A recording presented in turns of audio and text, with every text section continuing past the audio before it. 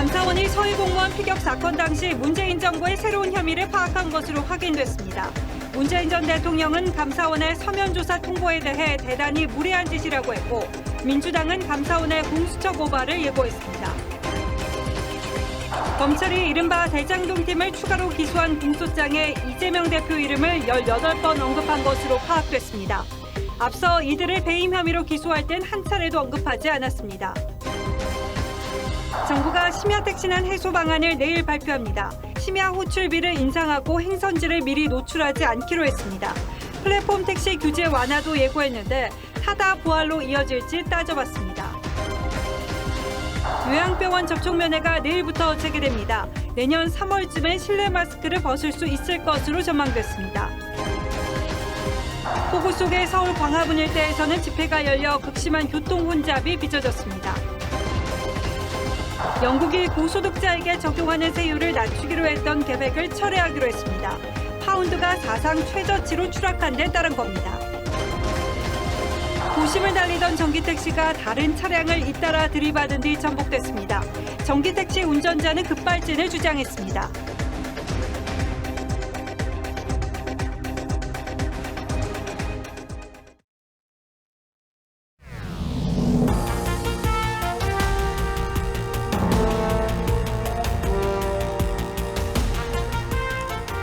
시청자 여러분 안녕하십니까? 뉴스9의 신동욱입니다. 오늘은 우리 민족의 하늘이 열린 개천절입니다. 시청자 여러분 모두 의미 있는 휴일 보내셨으리라 믿으며 뉴스9 시작하겠습니다. 먼저 요즘 아주 핫한 곳이죠. 감사원 관련한 단독 보도 준비했습니다. 감사원이 서해 공무원 피살 사건과 관련해서 문재인 전 대통령에게 서면 조사를 통보했습니다. 하지만 문 전 대통령은 대단히 무례한 일이라며 질문서를 그대로 돌려보냈습니다. 내일부터는 국감이 시작됩니다. 이 문제는 사법적인 진상규명과 함께 정치적으로도 매우 민감한, 즉 전 정권과 현 정권의 철학이 정면으로 부딪히는 지점에 위치하고 있다는 점에서 판문이 만만치 않을 걸로 보입니다. 그런데 감사원이 현재 검찰에서 수사 중인 직권남용 혐의 외에 새로운 범죄 혐의를 파악해 조만간 검찰에 추가 수사 의뢰할 것으로 알려졌습니다. 이정현 기자가 취재했습니다. 지난 7월 2020년 서해에서 발생한 해수부 공무원 피살 사건에 대한 실지감사에 착수한 감사원이 문재인 정부에서 벌어진 새로운 범죄 혐의를 포착한 걸로 알려졌습니다. 현재 서울중앙지검 공공수사 1부가 수사 중인 서훈 전 국가안보실장과 박지원 전 국정원장의 직권남용 혐의와는 다른 사안입니다. 감사원 고위 관계자는 이번 감사에서 확인된 범죄 혐의는 수사 중인 사안과 다른 내용이라고 전했습니다. 감사원 특별조사국은 지난 7월부터 감사를 벌여왔는데 해수부 공무원 고 이대준 씨의 자진 월북을 발표하는 과정에 국방부와 국정원 그리고 청와대 국가안보실에 지시가 있었는지 여부를 집중 조사 중입니다. 감사원은 오늘 14일 감사를 종결한 뒤 추가로 드러난 위법 사항에 대해 검찰 수사를 의뢰할 방침입니다. 감사원은 지난달 28일 이 사건과 관련해 문재인 전 대통령 측에 서면 조사를 통보했지만 문 전 대통령은 질문지 수령을 거부했습니다. TV조선 이정현입니다. 문재인 전 대통령 측은 감사원이 권한을 넘는 일을 하고 있다며 즉시 반발했습니다. 야당은 감사원이 직권을 남용하고 있다며 공수처에 고발하겠다고 으름장을 놨습니다.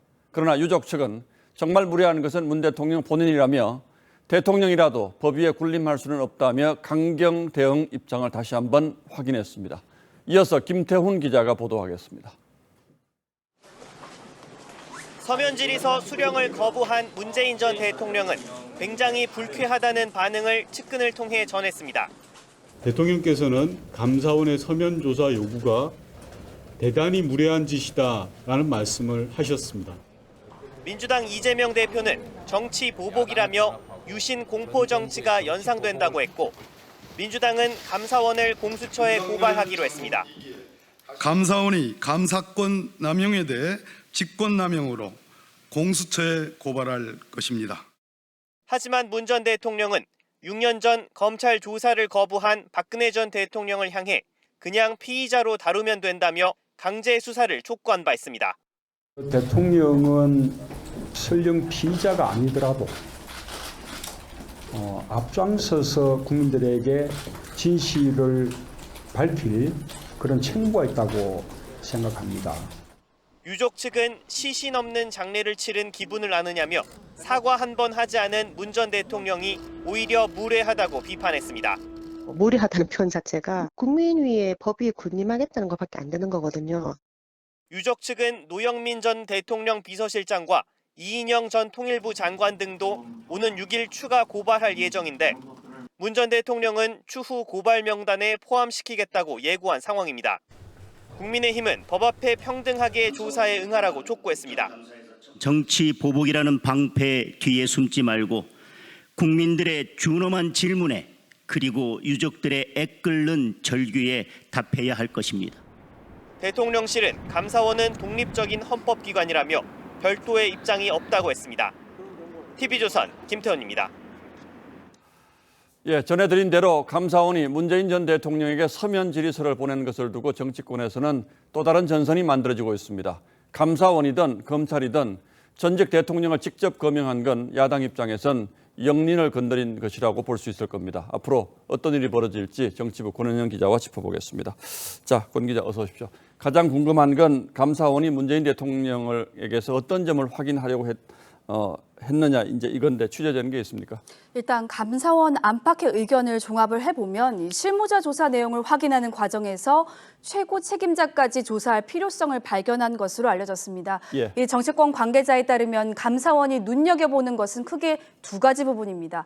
2020년 9월 22일 밤 해수부 공무원 이대준 씨가 북한군에 무참히 살해된 사실을 문 전 대통령이 보고받은 시점이 언제인지, 또 정부가 이틀 뒤인 24일에야 이 씨의 사망과 시신 훼손 사실을 공식 발표한 과정에 대통령이 어느 정도 관여했는지를 조사하려는 것으로 알려졌습니다. 예. 북한군에 의해서 우리 공무원이 살해된 사건이기 때문에 대통령이 알지 못하는 상황에서 이런 일이 진행되기는 어렵다고 판단한 것으로도 알려졌습니다.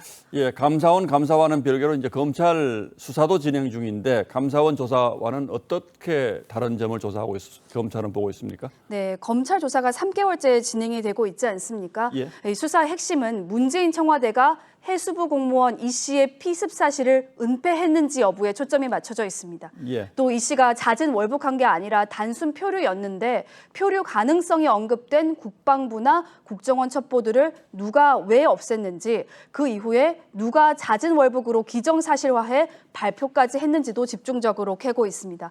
특히 검찰은 이 씨가 사망 첩보가 보고된 뒤 3시간이 지난 9월 23일 새벽 1시에 열린 청와대 긴급관계 장관 회의를 주목하고 있습니다. 예.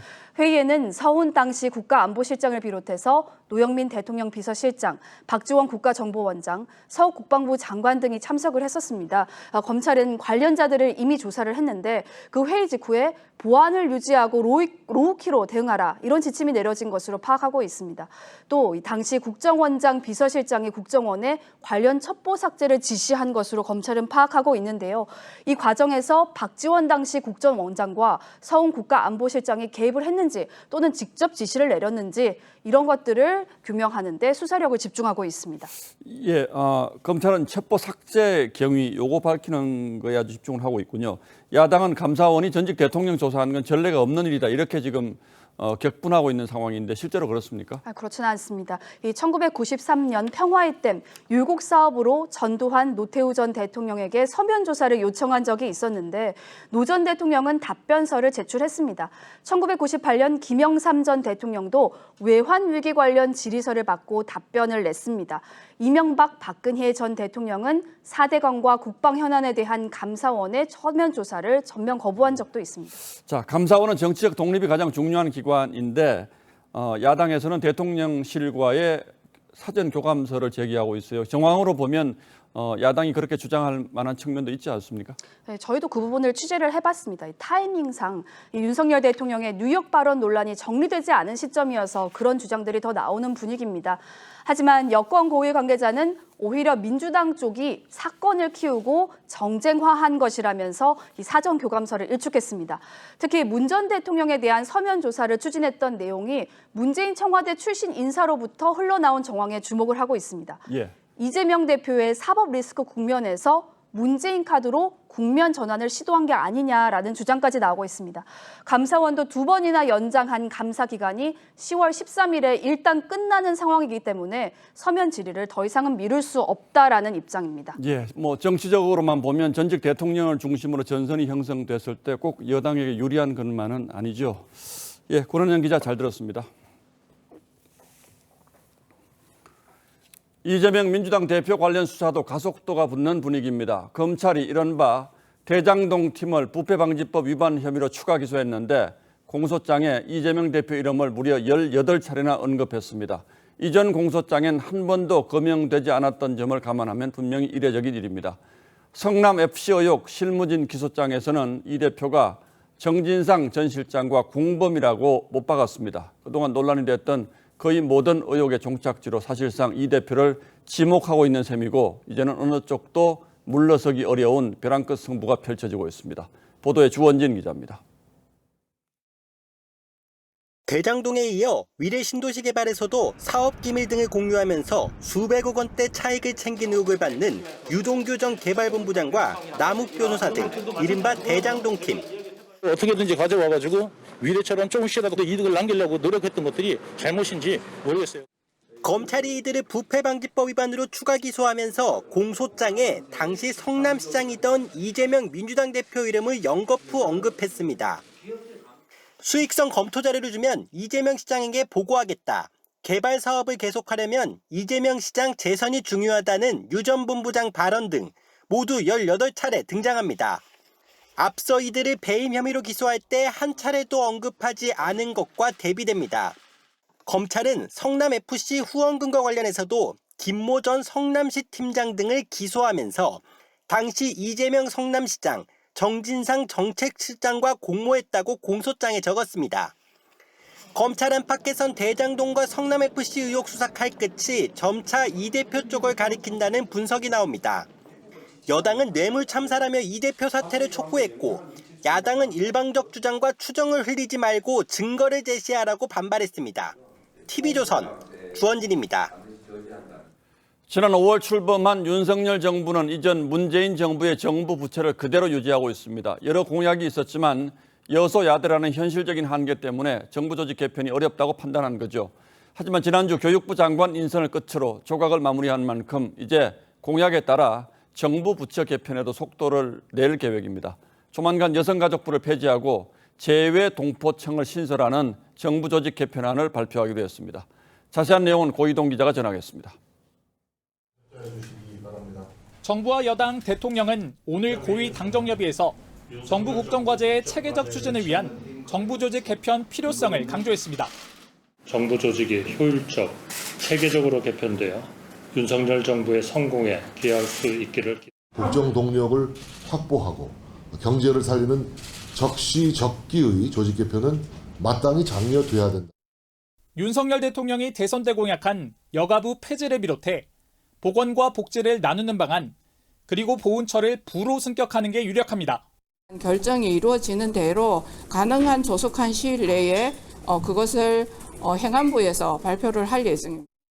여권 핵심 관계자는 국가보훈처를 부로 승격하고 재외동포청을 신설하는 건 의견이 모아진 상태라며 다만 이민청과 우주항공청 신설은 고려할 사안이 많아 미뤄졌다고 전했습니다. 여가부의 인구정책 업무는 저출산 관련 조직을 신설해 이관할 가능성이 높습니다. 정부 조직 개편은 법안 통과를 통해 이뤄지는데 이상민 행정안전부 장관이 야당에 설명한 뒤 숙려기간이 긴 정부 입법 대신 여당 발의한 대로 연내 처리하는 걸 목표로 잡고 있습니다. 국민의힘은 대선 당시 여가부 폐지 여론이 우세했던 만큼 역할 조정에 방점을 두고 야당을 설득할 계획이지만 민주당의 협조 여부에 따라 일부 조정 가능성도 열어두고 있습니다. TV조선 고이동입니다. 정부 여당이 심야 택시난을 해소하기 위한 방안을 내놨습니다. 심야 시간대 호출 요금을 올리고 의무 휴업제를 해제하는 방안 등이 포함되어 있습니다. 실효성은 있는 대책인지 내일 공식 발표를 앞두고 먼저 짚어봐 드리겠습니다. 백대호 기자입니다. 지난 6월 자정이 지나 지하철이 끊긴 서울역 앞. 택시 잡는 사람들이 찻길까지 늘어설 정도로 심야에 택시 잡기는 하늘의 별 따기입니다. 서울에 잘 안 오다가 늦은 시간에 와서 이렇게 택시가 안 잡히는지 잘 몰랐어요. 이에 당정이 머리를 맞댔습니다. 우선 심야 택시 호출료를 최대 2,000원 인상하고 그 혜택이 플랫폼 업체가 아닌 택시기사에게 돌아가도록 정책을 정비합니다. 호출료를 인상하는 대신 목적지 노출을 승객 탑승 이후로 늦춰 단거리 손님 기피 악습도 막도록 했습니다. 사측에게는 기본 4년에 차량 상태에 따라 2년 더 운행할 수 있도록 한 택시 연한을 추가 연장해주는 당근책을 제공합니다. 또 택시 부재, 즉 의무휴업제를 폐지하고 택시기사 취업 절차 간소화, 시간제 아르바이트 형태의 기사 도입도 추진합니다. 각종 규제의 과감한 개선과 함께 택시기사의 근로 형태와 택시 운영 형태 다양화 등 국민 불편을 조기에 해소할 수 있는 이와 함께 심야 대중교통 보급도 확대합니다. 밤 11시부터 다음날 새벽 4시까지 운행하는 올빼미 버스와 새벽 1시까지 운행하는 심야 버스는 늘리고 수도권 지하철은 단축 없이 계속 운영할 방침입니다. TV조선 백대우입니다. 예, 지금 여러분들이 겪고 있는 택시 안에는 여러 이유가 복합적으로 얽혀 있지만 선진국에서는 이미 일상화된 플랫폼 택시를 사실상 못하게 규제한 것 역시 큰 이유가 됐다는 지적이 많죠. 정부가 그래서 이 플랫폼 택시 규제 일부를 풀기로 했다는데 그렇다면 앞으로 뭐가 달라지는지 자세히 따져보겠습니다. 자, 홍영 기자, 타다라고 하시면 다 이해를 하실 텐데 이 타다 금지법이라는 게 만들어지면서 플랫폼 운송 사업이 확 쪼그라드는 건 사실이죠. 네, 2020년 3월에 민주당이 여객 자동차법 개정안을 통과시켰죠. 예. 기존의 타다처럼 택시 면허 없이 영업하려면 국토부의 허가를 받아야 하고 기존 택시업계의 매출액의 5%를 기여금으로 내야 한다는 조건이 붙었습니다. 타다 측이 과도한 규제라면서 사업을 접으면서 이 개정안은 타다 금지법으로 불리게 됐습니다. 까다로운 조건을 앞으로 좀 풀어주겠다는 겁니까? 네, 허가를 받기가 쉽지 않고 또 이익의 5%도 아니고 매출의 5%를 내야 하다 보니 이 사업 신청 자체가 많지 않았습니다. 그래서 정부가 심의 기준을 풀어주고 기여금을 깎아서 진입 장벽을 낮춰주겠다는 겁니다. 또 월 정액제 등으로 요금제를 다양화하고 또 심야 운행 서비스는 별도 규제를 하지 않기로 했습니다. 그래도 지금도 이 허가받고 사업하는 데가 있는 걸로 알고 있는데 몇 군데나 됩니까? 네, 3개 회사가 420대를 운영하고 있습니다. 예. 이 법 개정 전에 타다가 1,700대 정도였고 서울의 택시 면허가 7만 대인 걸 감안하면 미미한 숫자입니다. 그나마도 주로 교통약자를 대상으로 하거나 임원 수행처럼 기업을 상대로 하는 이 특화된 서비스라서 일반 택시와는 차이가 있습니다. 자, 그런데 이것 말고 저희가 흔히 이용하는 앱으로 부르는 택시가 많이 있지 않습니까? 네, 개념이 좀 다른데요. 택시 면허가 있냐 없냐가 가장 큰 차이입니다. 예. 기존 택시에 가입을 받거나 택시 면허를 사들여서 운영하는 유형, 그리고 택시와 승객 사이를 중개만 해주는, 즉 호출만 해주는 유형으로 나뉩니다. 둘 다 기존의 택시 사업자 안에서 운영되는 방식이라서 이 택시 공급의 총량을 늘리기는 어렵습니다. 그러니까 결론은 택시 면허 없는 분들이 영업할 수 있도록 해줘야지 택시 총량을 늘릴 수 있다, 이제 이런 거죠. 얼마 전에는 타다가 불법이 아니다라는 법원의 판결이 나왔는데 그렇다면 앞으로 이 타다 비슷한 서비스가 다시 활성화될 가능성은 있습니까? 네, 이 택시 공급난이 계속 해소되지 않는 상황이어서 승차 공유 서비스 논의가 다시 탄력을 받을 수는 있습니다. 하지만 이 타다의 사례를 겪은 플랫폼 업계가 선뜻 나서진 않을 거란 관측도 있습니다. 이 허가제와 기여금 납부제 같은 장벽을 아예 없애지 않는 한 소비자가 체감할 정도의 혁신적인 변화는 없을 거라는 지적이 나옵니다. 예. 사전에 심의를 하는 게 아니고 사후에 신고제를 해준다든지 보다 벤처들이 자유롭게 진입할 수 있는 그런 가능성을 열어주는 게 필요하고, 그랩 같은 게 결국에는 카풀 제도거든요. 그래서 카풀 제도 같은 것들을 원점에서부터 재검토해서 풀어줄 필요가 있다. 예, 3년 전 타다 금지법이 만들어질 때 택시기사들의 생계를 보호한다는 명분이 가장 컸는데 그렇다면 지금 이 시점에서 그 주장은 타당했는지 면밀하게 분석해 볼 필요는 있겠군요. 예, 홍영 기자 잘 들었습니다.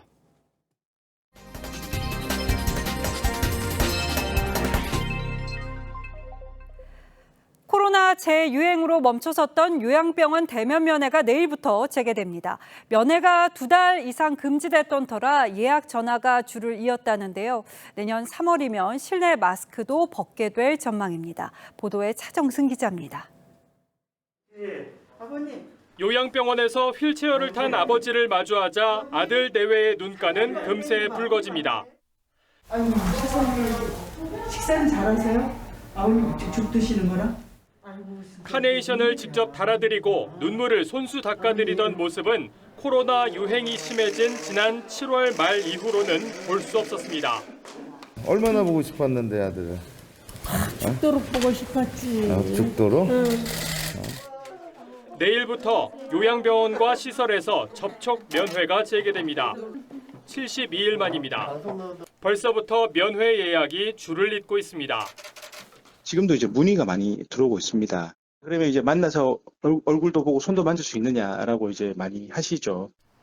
백신 접종이나 확진 이력이 있는 어르신의 경우엔 외출, 외박도 가능합니다. 이제 남은 방역 조치는 확진자 7일 격리와 실내 마스크 착용 의무입니다.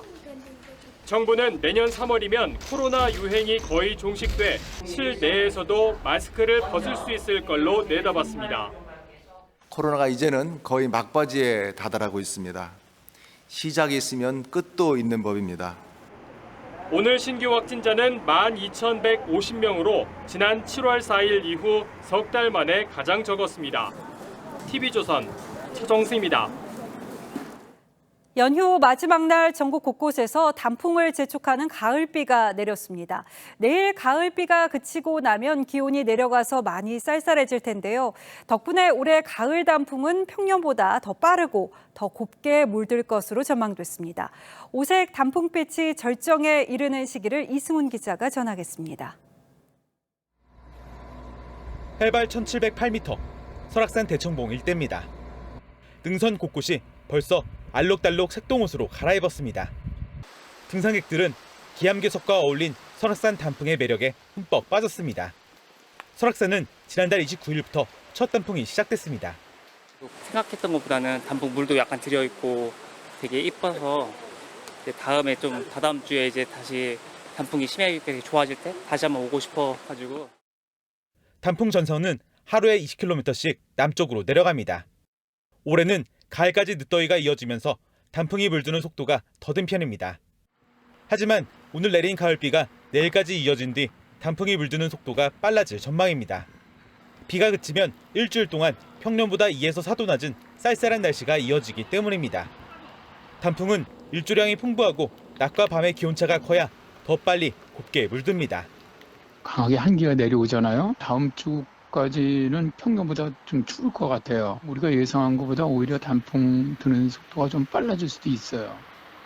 기상청은 설악산은 오는 21일, 북한산은 30일, 내장산은 다음 달 5일쯤 단풍이 가장 화려할 것으로 전망했습니다. TV조선 이수훈입니다. 개천절이자 연휴 마지막 날 서울 도심에서는 대규모 집회가 열렸습니다.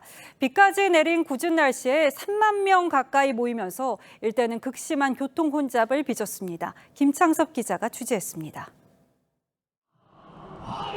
개천절 오후 서울 광화문 일대가 태극기와 성조기를 흔드는 보수단체 회원으로 가득 찼습니다. 이른 아침부터 대형 무대가 설치됐고 세종대로 왕복 9개 차로는 집회로 통제돼 왕복 2개 차로만 차량 통행이 이뤄졌습니다.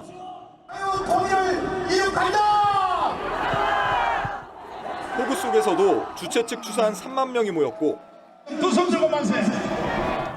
시청 인근 등에서는 거리 행진도 이어졌습니다. 비가 내리는 가운데 도심 대규모 집회가 이어지면서 곳곳에서 교통체증이 빚어졌습니다. 막히니까 많이 불편한 거지. 거의 한 2배 정도 걸렸을 거예요.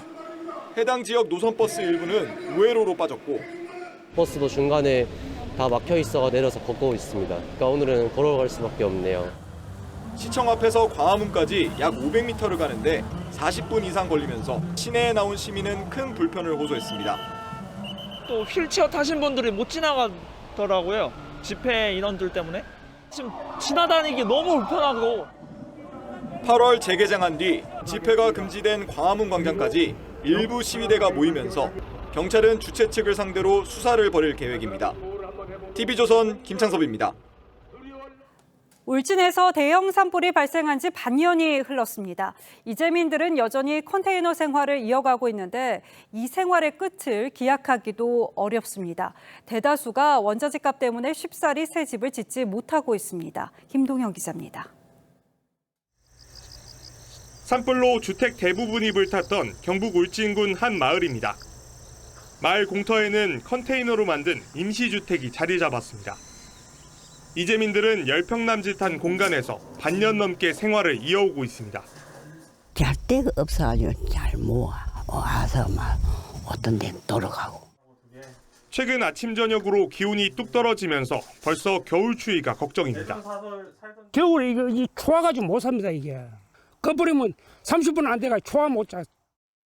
임시 거주 시설에 살고 있는 181가구의 이재민 가운데 현재 10% 정도만이 집을 다시 지을 계획을 세웠습니다. 최근 부쩍 오른 원자재 값 때문에 조립식 건물을 짓기도 버겁습니다. 원자재 값도 원체 오르다 보니까 우리 가격 자체에서 진짜 감당 못해. 자식들도 돈을 또 보태야 되는 입장이고. 그마저도 무허가 건물에 살던 이재민들은 새 출발을 할 엄두도 내지 못합니다. 그래도 내 삶의 보금자리지 않습니까? 그게 다 타고 얻고 이랬는데 그걸 세입자로 잡아주고 보상도 제대로 안 해주니까. 이재민들이 임시 거주시설에 살 수 있는 기간은 최대 2년입니다. 컨테이너에서 속절없이 흐른 반년의 시간에 다가오는 추위까지 이재민들의 한숨은 깊어지고 있습니다. TV조선 김동영입니다.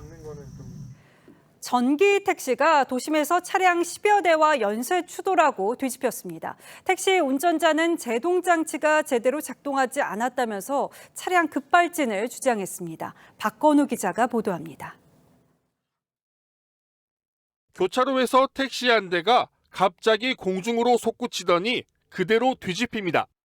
주변 행인들이 몰려들고 택시에 있던 운전자가 빠져나옵니다.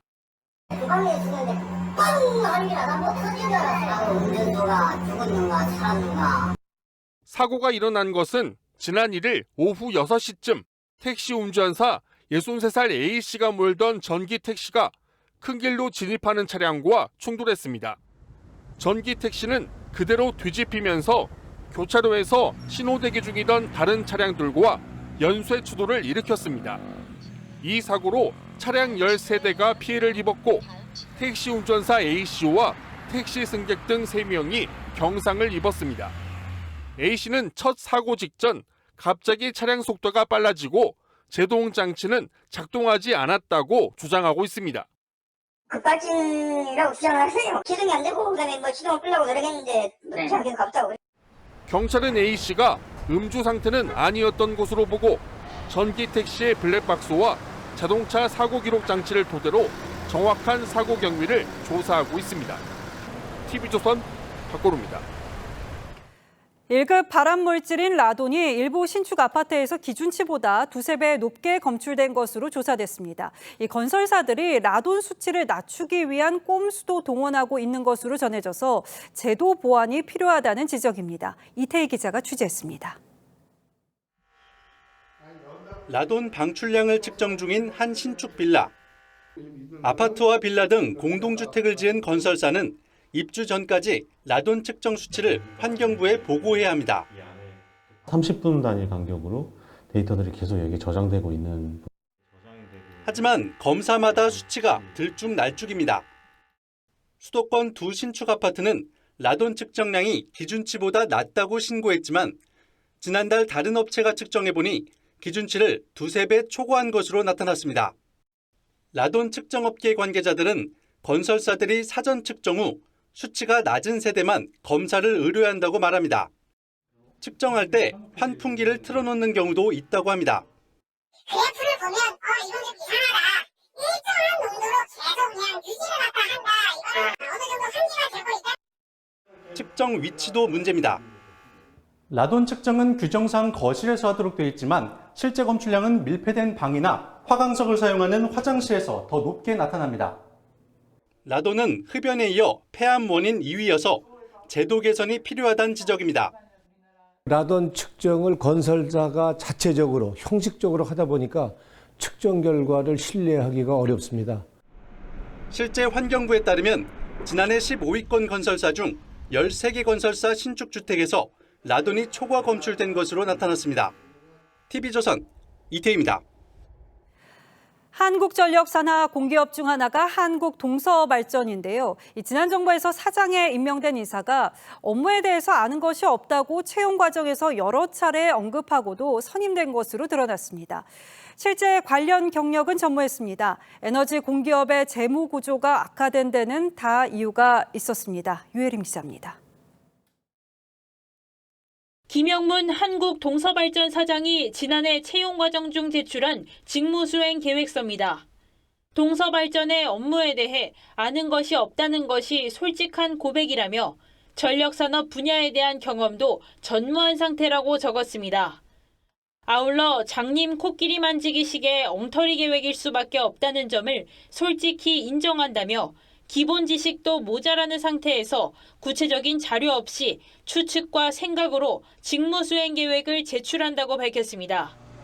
스스로 에너지 산업 문외한임을 밝혔는데도 에너지 공기업 대표에 임명된 것입니다. 김 사장은 문재인 전 대통령의 경남고 12년 후배로 2005년 노무현 정부 시절 청와대 행정관으로 근무했습니다. 이후 문재인 정부에서 관세청장을 지낸 뒤 총선에서 낙마한 지 1년 만에 동서발전 사장에 임명됐습니다. 김 사장 임명 당시 노조는 친정권 비전문가 낙하산 후보가 사장에 선임되는 것은 공기업의 사장 선임 절차를 무력화하는 행위라고 반발하기도 했습니다. 에너지 발전 분야는 그 어느 것보다 전문성이 필요한 자리입니다. 동서발전 사장 채용 과정의 문제점에 대해서는 철저한 감사가 필요합니다. 이에 대해 동서발전은 김 사장이 법과 절차에 따라 임명됐다고 밝혔습니다. TV조선 유혜림입니다.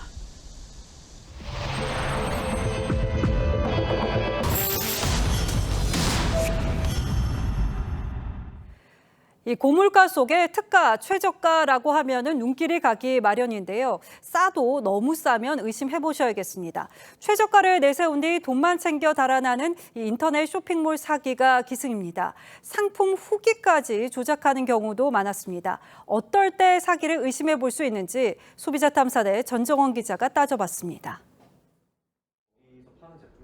지난달 추석 연휴를 앞두고 온라인 쇼핑몰에서 분유 3통을 주문한 정현민 씨. 40%가 넘는 특가 할인에 의심부터 들었지만 구매 인증글에 블로그 추천 후기까지 있어 결제 대금을 보냈습니다. 홍보글이 굉장히 많았어요. 조금 늦지만 제대로 도착은 했다. 이제 그렇기 때문에. 그런데 추석 직후 해당 쇼핑몰은 서울시 전자상거래센터에 사기 주의 사이트로 등재됐습니다. 이용자 700여 명이 물건은커녕 결제 대금 2억 원도 돌려받지 못했기 때문입니다. 관할 지자체 시정 조치 전 쇼핑몰 주소지도 비운 지 오래였습니다. 온라인상에서 입소문 마케팅으로 회원 32만 명을 끌어모은 B 쇼핑몰도 상품을 받지 못했다는 소비자 피해 구제 신청이 300건에 달하면서 경찰 수사가 시작됐습니다. 지금 카드로 다 보내고 있고요. 여기까지만 하겠습니다. 한 소비자단체 조사 결과 설문 대상자 10명 중 8명이 구매 선택에 이용 후기 숫자가 영향을 미친다고 응답했는데 이를 악용하는 사례도 늘고 있는 겁니다. 적발이 됐다 하더라도 벌칙이 약하면 실효성이 이제 떨어지는 거고. 이른바 미끼 상품으로 구매자를 끌어모은 뒤 먹튀하는 사례도 잦아졌지만 실제 형사처벌로 이어지기 어려운 경우도 많습니다. 일부 구매 물품만 배송하거나 이런 행태는 형사상 처벌받을 수 있는 사기죄의 경계가 어디인지가 매우 불분명한 상황. 전문가들은 일단 의심이 들면 서울시 전자상거래센터 등을 통해 피해 다발업체나 사기 쇼핑몰로 등재됐는지 여부부터 파악할 것을 조언했습니다.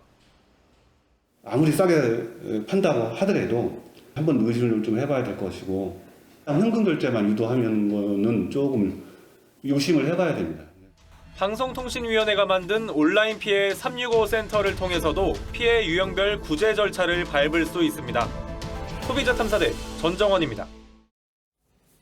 다음 뉴스입니다. 영국 트러스 총리가 최근 파운드화 급락 사태를 불러오는 등 금융시장을 뒤흔든 이른바 부자 감세 정책을 열흘 만에 철회했습니다.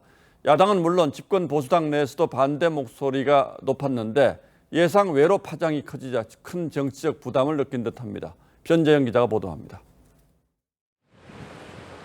미국 달러 대비 파운드화 가치가 사상 최저치를 찍은 뒤에도 리즈 트러스 영국 총리는 70조 원에 이르는 감세 정책을 고수한다는 입장을 분명히 했습니다. That we keep taxes low, that we encourage investment into our country, and that we get through these difficult times. 하지만 국가 부채 급증과 물가 불안 우려는 이어졌고 보수당 내에서도 비판이 쏟아졌습니다. Fueling a global development that is resulting in significant damage both to global markets and the global economy. 결국 트러스 총리는 소득세 최고 세율 45% 폐지안을 철회하기로 결정했습니다. 감세 정책을 발표한 지 열흘 만입니다. The 45p band was proving to be a distraction from the wider package of growth measures which help everybody. 허지 콰탱 재무장관도 자신의 SNS에 45% 세율 폐지는 최우선 임무에서 방해가 된 것은 분명하다고 밝혔습니다. 보수당은 환영의 뜻을 나타냈습니다. Policy didn't stack up and it didn't make sense. And it's absolutely right and proper and I'm very pleased it's been done quickly. 그러나 트러스 총리는 자신의 첫 경제 정책을 없던 일로 하면서 정치적 타격은 불가피해 보입니다. TV조선 변재영입니다. 윤석열 정부가 가장 중점적으로 추진하는 산업 정책이 반도체 초강대국 건설입니다. 이 방향에 따라서 각 부처가 앞다퉈 관련 예산을 편성했는데 어디에 어떻게 했는지를 잘 따져봤더니 허술한 곳이 많았습니다. 무엇보다 중첩된 예산이 너무 많았고 정작 필요한 예산은 전액 삭감된 것도 발견됐습니다. 최윤정 기자가 단독으로 취재했습니다. 산업부 등 7개 부처의 내년도 반도체 관련 사업은 모두 87개, 관련 예산만 4조 4천억 원이 넘습니다. 그런데 이 가운데 25건의 사업이 중첩된 것으로 드러났습니다. 부처별로 보면 산업부와 과기부의 차세대 지능형 반도체 기술 개발 사업은 이름도 같고 내용도 같습니다. 반도체 아카데미 등 교육센터 구축에도 지원 사업이 겹칩니다. 이렇게 중첩된 25개 사업 예산만 7,959억 원에 달합니다. 하지만 전력과 용수 등 반도체 인프라를 지원하는 예산 3,884억 원은 전액 삭감됐습니다. 반도체 투자를 적기에 집행하기 위해서는 미국, 중국 등 경쟁국처럼 인프라 지원이 필요하다는 게 전문가들의 지적입니다. 미국은 전기, 용수 이런 거는 물론이거니와 투자액의 25%를 세금에서 깎아주겠다는 거 아니에요. 첨단 산업에 대한 국가적인 지원이 굉장히 강화가 되고 있습니다. 지난 7월 정부는 향후 5년간 340조 원을 투입하는 반도체 초강대국 달성 전략을 발표했습니다. 반도체는 국가 안보 자산이자 우리 산업의 핵심이고 전체 수출액의 20%를 차지하는 우리 경제의 근간입니다. 하지만 부처 간 조율이 되지 않아 첫 해 예산부터 중구난방으로 짜여진 겁니다. 국가 첨단 산업 컨트롤 타워가 꼭 필요하다. 한정된 재원을 정말 국가 발전을 위해서 써야 하고 또 기술 패권 전쟁에서 우리가 우위를 점하려면 컨트롤 타워의 부재로 반도체 강국은커녕 예산만 낭비할 수 있다는 우려의 목소리가 커지고 있습니다. TV조선 최윤정입니다. 작년 문재인 정부가 내놓은 온실가스 감축 목표가 비현실적이라는 지적은 당시에도 적지 않았습니다. 2030년까지 40% 감축하겠다는 것이었죠. 그 당시 국무조정실에서 26% 감축 목표도 쉽지 않다는 내부 보고서를 올렸는데 이 보고를 무시하고 국제사회에 대한 약속을 강행했다는 정황이 드러났습니다. 배상윤 기자가 보도합니다. 문재인 정부는 2020년 12월 유엔에 국가 온실가스 감축 목표인 NDC를 제출했습니다. 2030년까지 온실가스 배출량을 2018년 대비 26% 줄이겠다는 내용입니다. 하지만 지난해 6월 국무조정실에선 해당 안을 우려하는 내용의 보고서를 작성했던 것으로 확인됐습니다. 정부가 세운 26% 목표치가 현실적으로 어렵고 질적 개선보다 양적 계획에 치중되어 있다는 겁니다. 또 사회적 논의가 부족한 점도 지적했습니다. 하지만 문재인 정부는 이를 묵살하고 오히려 온실가스 감축 목표를 40%로 상향해 유엔에 제출한 겁니다. 종전 목표보다 14% 상향한 과감한 목표이며 쉽지 않은 일이지만 한국 국민들은 바로 지금 행동할 때라고. 전문가들은 무리한 목표라고 지적합니다. 에너지 저장 장치 대규모로 해야 돼요. 설치 운영 비용이 발전 비용보다 더 비싸요. 비용이 비싸면은 전기료가 올라가는 거죠. 우리나라는 제조업 비중이 높아 설비 교체 부담이 큰 데다 재생에너지 확대는 전기료 폭등을 촉발시킬 수 있다는 분석입니다.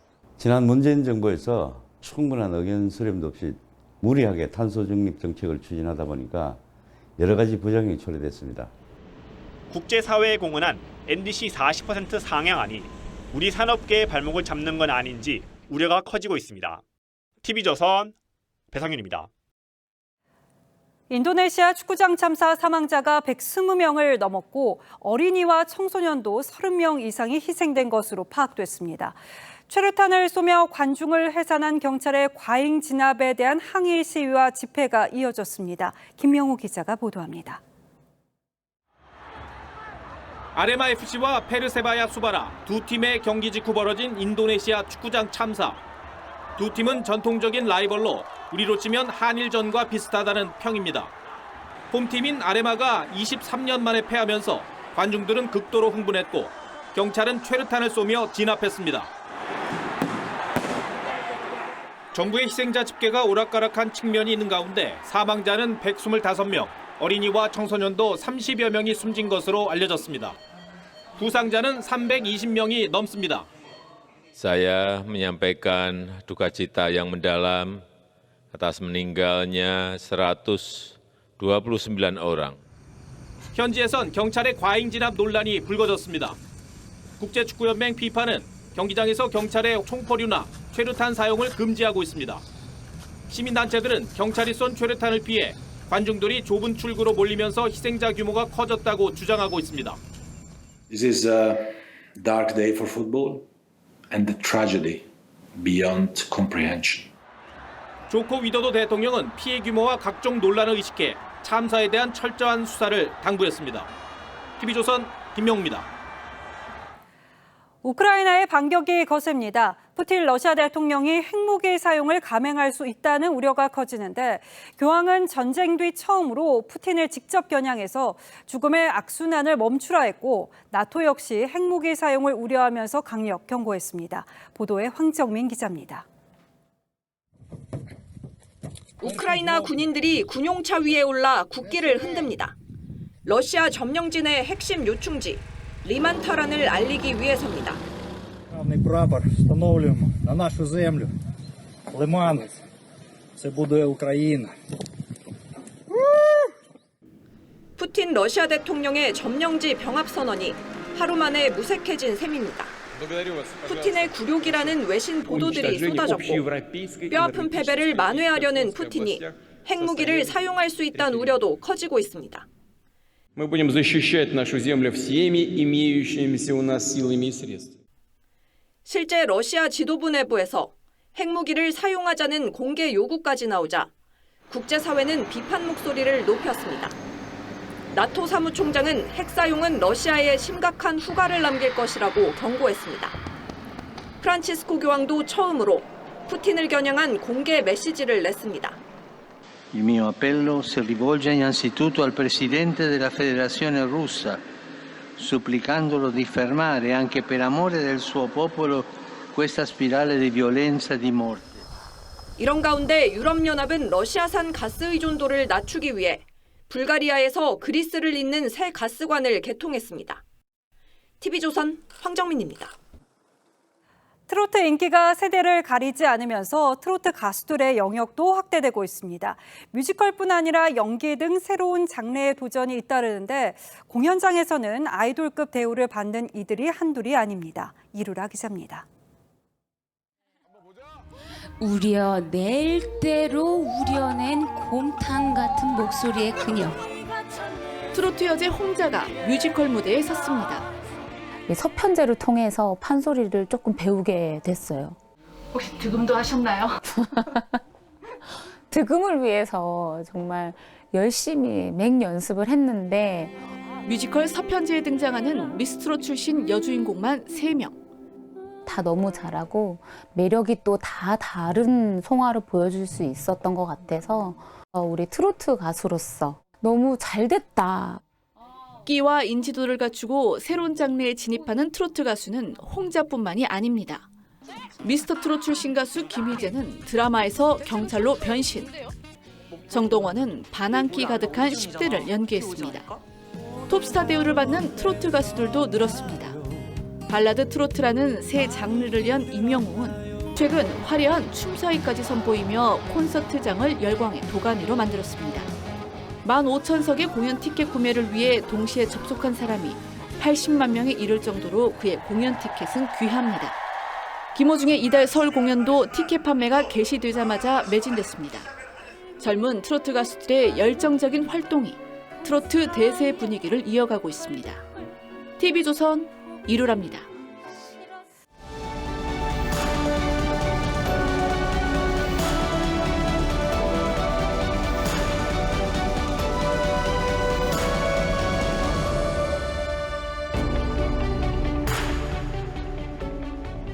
간이역에는 희미해지는 기억과 쓰러져가는 삶의 흔적이 있습니다.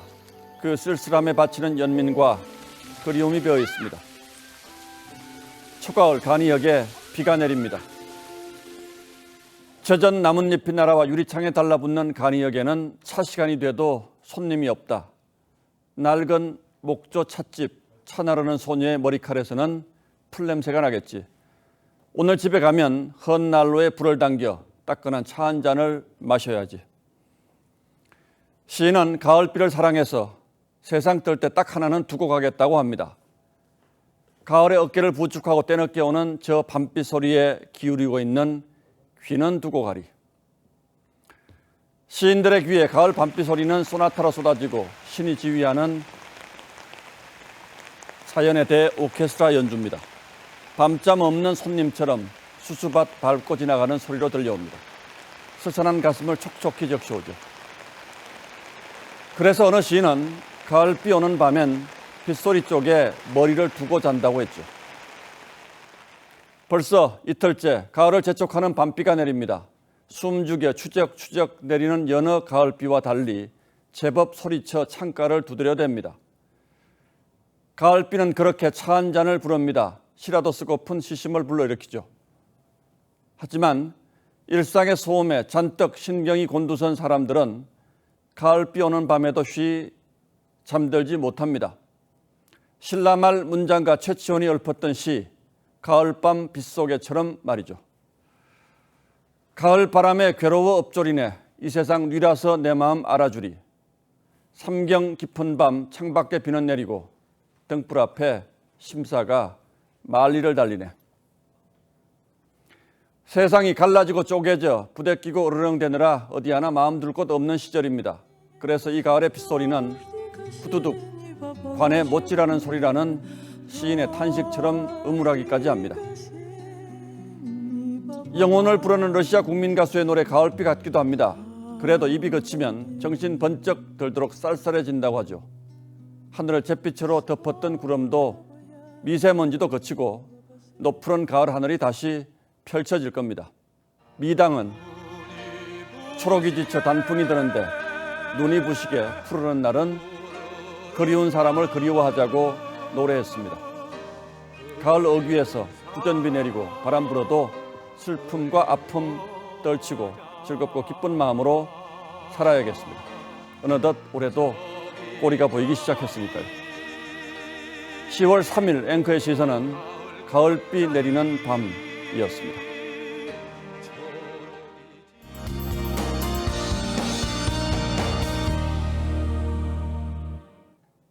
현재 중부 지역을 중심으로 비가 내리고 있습니다. 비는 점차 남동쪽으로 이동하면서 전국으로 확대되겠고요.